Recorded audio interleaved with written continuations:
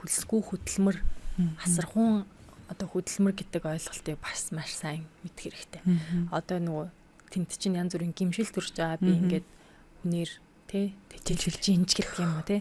Тэр үедээ бол ерөөсөө яг өөртөө болон бусдад яг хэлж сурах хэрэгтэй. Би ерөөсөө зүгээр суугаагүй. Би хөдөлмөр хийж байгаа.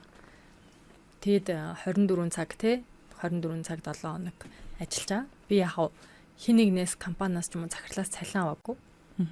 Тэгтээ би ингээ гэр бүлийнхаа төлөө ажиллаж байгаа учраас би одоо ингээ нөхрөөсөө цалин авч байгаамаа.